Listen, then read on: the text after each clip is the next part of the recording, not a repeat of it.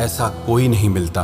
आज हम बात करेंगे ऐसी 3 कहानियों की जो आप जिंदगी में जब भी हिम्मत हार जाओ, जब आपको ये लगे कि मेरी जिंदगी में कोई खुशी ही नहीं है, जब आपको जीने की इच्छा ही खत्म हो जाए, तब ये कहानियाँ आपको जीने की नई प्रेरणा देंगी। पहली कहानी, एक धनी महिला अपने मनोचिकित्सक के पास गई और बोली, डॉक्टर साहब, मुझे लगता है कि मेरा पूरा जीवन बेकार हो गया है। इसका कोई अर्थ ही नहीं है, कोई खुशी ही नहीं है मेरी जिंदगी में। मेरे पास धन की कोई कमी नहीं है, लेकिन उसके बाद भी मेरी जिंदगी में कोई खुशी नहीं है और अब तो मैं जीना भी नहीं चाहती। ऐसा लगता है अपनी जिंदगी को ही खत्म कर दूं। समझ ही नहीं आता कि मैं क्या करूं। उस मनोचिकित्सक ने एक बूढ़ी औरत को बुलाया जो वहां पर साफ सफाई का काम करती थी और उस अमीर औरत से बोला, मैं इस बूढ़ी औरत से तुम्हें ये बताने के लिए कहूँगा कि कैसे इसने अपनी जिंदगी में खुशियों को ढूंढा है। मैं चाहता हूँ कि तुम इसे ध्यान से सुनो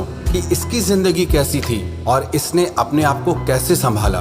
तब उस बूढ़ी औरत ने अपना झाड़ू नीचे रखा और बताने लगी, मेरे पति की मलेरिया से मौत हो गई और उसके 3 महीने बाद मेरे बेटे की भी सड़क एक्सीडेंट में मौत हो गई। मेरे पास कोई नहीं था, मेरी जिंदगी में कुछ नहीं बचा था। मैं सो नहीं पाती थी, खा नहीं पाती थी, कुछ पी नहीं पाती थी। मैंने हंसना मुस्कुराना ही बंद कर दिया था। मैं अपनी जिंदगी को खत्म करने की तरकीबें सोचने लगी थी। जब मैं काम से घर आ रही थी तब एक छोटा बिल्ली का बच्चा मेरे पीछे पड़ गया और बाहर बहुत ठंड थी, इसीलिए मैंने उस बच्चे को अंदर आने दिया।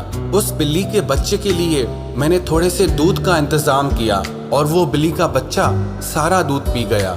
फिर वो बिल्ली का बच्चा मेरे पैरों से लिपट गया और मेरे पैरों को चाटने लगा और उस दिन मैं बहुत महीनों के बाद मुस्कुराई थी। तब मैंने सोचा, यदि इस एक बिल्ली के बच्चे की सहायता करने से मुझे खुशी मिल सकती है तो हो सकता है कि दूसरों के लिए कुछ करके मुझे और भी ज्यादा खुशी मिले। इसीलिए अगले दिन मैं अपने पड़ोसी जो कि बीमार था उसके लिए कुछ बिस्किट बनाकर लेके गई और ऐसे ही मैं हर दिन कुछ न कुछ नया करती थी जिससे दूसरों को खुशी मिले और उन्हें खुशी देकर अब मुझे बहुत खुशी होती है। आज मैंने खुशियाँ ढूंढ ली है दूसरों को खुशियाँ देकर। ये सुनकर वो अमीर औरत रोने लगी। उसके पास वो सब कुछ था जो वो पैसों से खरीद सकती थी, लेकिन उसने वो चीज खो दी जो पैसे से खरीदी नहीं जा सकती।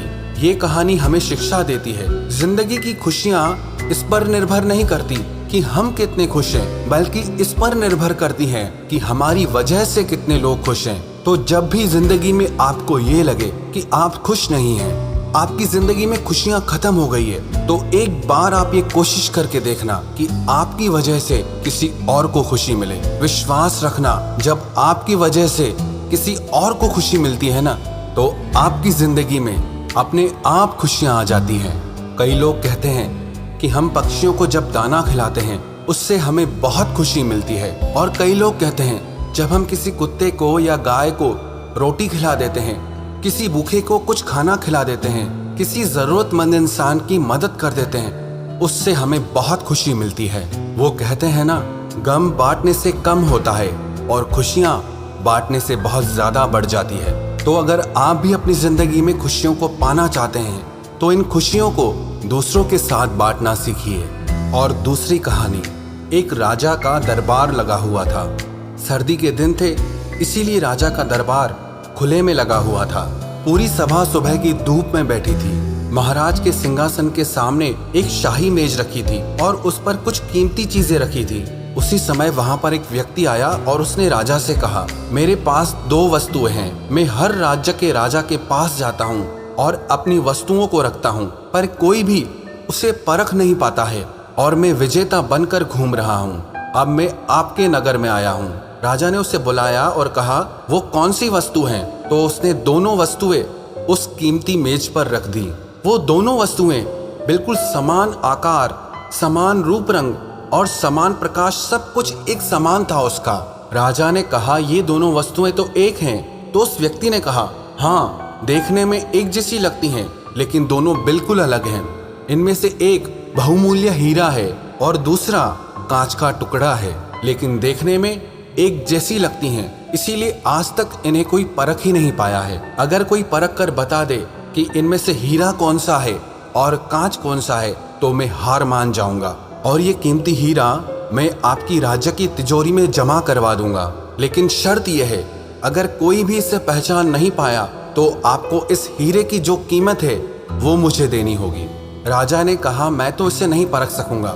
राजा के जो मंत्री थे, वजीर थे, जो सभासद थे, सबने उसे परखने से इनकार कर दिया, क्योंकि अगर किसी ने गलत उत्तर दिया उससे राजा की प्रतिज्ञा गिर जाएगी, राजा का मान भंग हो जाएगा। कोई भी व्यक्ति उनके अंतर को परख ही नहीं पाया। थोड़ी देर में वहां पर एक हलचल हुई और एक अंधा आदमी हाथ में लाठी लेकर उठा। उसने कहा, मुझे महाराज के पास ले चलो।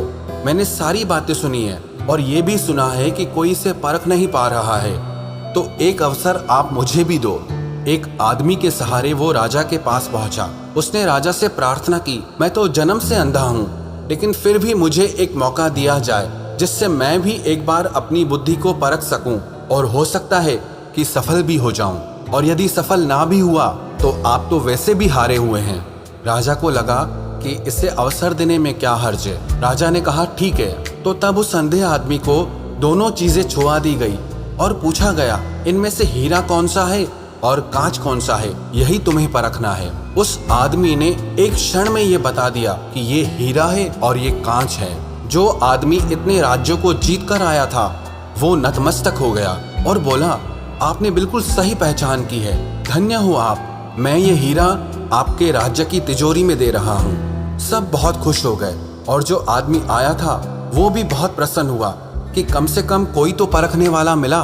उस आदमी ने, राजा ने और सभी लोगों ने उस अंधे व्यक्ति से पूछा कि तुमने कैसे पता किया कि कौन सा कांच है और कौन सा हीरा। तब उस अंधे आदमी ने कहा कि सीधी सी बात है, हम सब लोग धूप में बैठे हुए हैं, मैंने दोनों को छुआ, जो ठंडा था वो हीरा था और जो गर्म हो गया वो कांच था। ये कहानी भी हमारी जिंदगी से जुड़ी हुई है। हमारी जिंदगी में भी ना ऐसे ही दुखों की, तकलीफों और परेशानियों की धूप पड़ती रहती है, लेकिन उन सारी तकलीफों में भी जो इंसान ठंडा रहता है, जो इंसान खुश रहता है, वो इंसान हीरे के समान होता है। लेकिन जो इंसान दुखों के आ जाने पर एकदम घबरा जाता है, दुखी हो जाता है, टूट जाता है, गर्म हो जाता है, वो इंसान कांच के समान है। तो आप भी अगर ये चाहते हैं कि आपकी कीमत हीरे के समान हो, तो दुख और तकलीफों के आने पर कांच के टुकड़े के समान कभी गर्म मत होना, बल्कि हीरे के समान आप हमेशा शीतल रहना। और तीसरी कहानी, एक ट्रेन में एक व्यापारी यात्रा कर रहा था और उसी ट्रेन में वहां पर एक भिखारी आया। वो उस व्यापारी से भीख मांगने लगा। उस व्यक्ति ने कहा, मैं व्यापारी हूँ, मैं लेन देन में विश्वास रखता हूँ, तुम्हारे पास कुछ है मुझे देने के लिए, तभी मैं तुम्हें कुछ दूंगा। उस व्यापारी की बात ने इस भिखारी के दिल को छू लिया। उसने मन में ये निश्चय कर लिया कि जब भी कोई व्यक्ति मुझे भीख देगा तो बदले में मैं भी उसे कुछ न कुछ दूंगा। वो बहुत सोचने लगा कि मैं लोगों को क्या दूं, और तभी उसकी नजर एक बगीचे में लगे फूलों पर गई। वो वहां से कुछ फूल तोड़ कर लाया और जो भी इंसान उसे भीख देता, बदले में ये भिखारी उसे फूल देने लगा। एक दिन वही व्यापारी उसे ट्रेन में मिला तो भिखारी ने उससे कहा, आपने मुझे पिछली बार कहा था कि अगर तू मुझे कुछ देगा तभी मैं बदले में तुझे कुछ दूंगा, तो आज आपको देने के लिए मेरे पास ये सुंदर फूल हैं। वो व्यापारी उस भिखारी से फूल लेकर और उसने उस भिखारी को बहुत अच्छी भीख दी और भिखारी से कहने लगा, आज तो तुम भी मेरी तरह एक व्यापारी बन गए हो। उस व्यापारी की बात को सुनकर वो भिखारी मन ही मन बहुत खुश हो गया और सोचने लगा, अब तो मैं भी एक व्यापारी हूँ, क्योंकि व्यापार में यही तो होता है कि हम किसी को कुछ देते हैं और बदले में हमें कोई कुछ देता है। अब तीसरी बार ये भिखारी और वो व्यापारी एक ही ट्रेन में जा रहे थे, लेकिन अब भिखारी बहुत सुंदर लग रहा था, उसके कपड़े भी अच्छे थे। उस भिखारी ने व्यापारी से पूछा, क्या तुमने मुझे पहचाना? उस व्यापारी ने कहा, मुझे नहीं पता तुम कौन हो, मैं तो तुमसे पहली बार मिल रहा हूँ। तो भिखारी ने कहा, ये हमारी तीसरी मुलाकात है। मैं वही भिखारी हूँ जिसने आपसे प्रेरणा लेकर के अपना फूलों का व्यापार शुरू कर दिया है। आज मैं आपकी प्रेरणाओं की वजह से आज एक बहुत बड़ा व्यापारी बन गया हूँ और अपने फूलों के व्यापार के काम से ही दूसरे शहरों में जा रहा हूँ। ये कहानी भी हमें शिक्षा देती है कि हम अपने आप को क्या मानते हैं। जो हम अपने आप को मानते हैं वही हम बन जाते हैं। अगर हम सारी जिंदगी दीन दुखी बनकर रहते हैं, खुद को एक दुखी इंसान मानते हैं, तो दुख हमारा पीछा कभी छोड़ते ही नहीं। अगर हम अपने आप को भिखारी मानेंगे तो हमारा स्वभाव भी वैसा हो जाएगा, और अगर हम अपने आप को एक सफल और खुश इंसान मानेंगे तो सफलता और खुशियां हमारी जिंदगी में अपने आप आ जाएंगी। याद रखना एक बात, आपको वो नहीं मिलता जो आप चाहते हैं, आपको वो मिलता है जिसमें आप विश्वास रखते हैं, जो आप मानते हैं।